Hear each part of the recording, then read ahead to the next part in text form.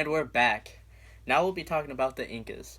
Their civilization lasted from 1345 to 1521 AD and was a militaristic society. They were located in present-day Chile and extended over 2,500 miles. Their hierarchy included royalty, nobility, and the commoners. The Incas had no known written language. That's all I have to say about that. Now we'll go back to Kennedy. The Incas took a lot of what they knew from architecture from the Takahuna. It's still unknown to us how they cut the stone they used, but what we do know is it took over 30,000 men to build the fortress Sakasunan. They used thatched roofs, but were not good at woodworking. What's considered to be the most beautiful temple of the Incas is the Coracana, also known as the Enclosure of God. It was later destroyed by Spaniards, and they stole over 33,000 pounds of gold and silver from the walls. The Incas did not use pottery until 800 BC Peru.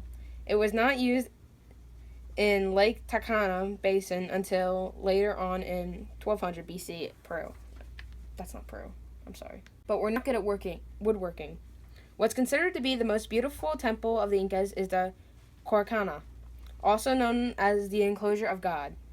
It was later destroyed by Spaniards, and they stole over 33,000 pounds of gold and silver from the walls. The Incas did not use pottery until 800 BC Peru. It was not used in Lake Takana Basin until later on in 1200 BC. Much of what the Incas knew about art was from past Lake Takana Basin civilizations. Artisans and craftsmen were very important to the Incan Empire. They were allowed to wear ear spools, which are known today as gauges. Ear spools were usually only allowed to be worn by Inca elite.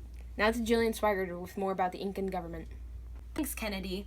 The Incas split into three periods. Cusco, which was from the 1200s to the 1400s, Tahutin-Sahuho, or the Greater Inca Empire, which was from 1438 to 1525, and the Vilcabamba Empire, which was from 1525 to 1533 and 1571 to 1572. The Tahutin-Sahuho means four regions, and the Vilcabamba period was mainly about being against conquistadors. A conquistador is a person or a group of people that conquer territory. Now to Sydney Krenich.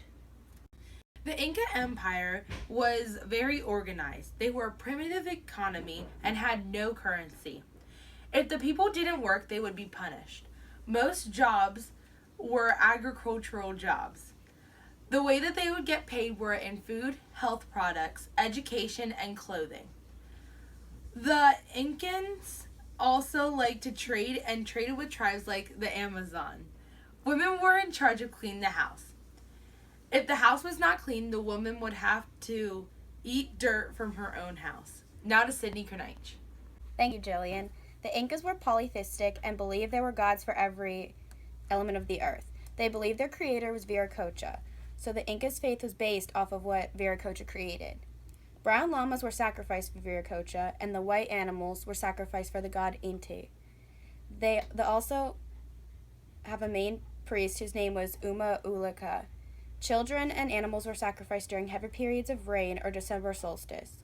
When the Incas sacrificed the children because they thought they were pure, and the Incas thought they were sending the children to the stars. The llamas were sacrificed first, then their blood was put into clay pots and spread on the Inca temple. The children were sacrificed by having a big feast and giving the children drinks like wine to get them drunk.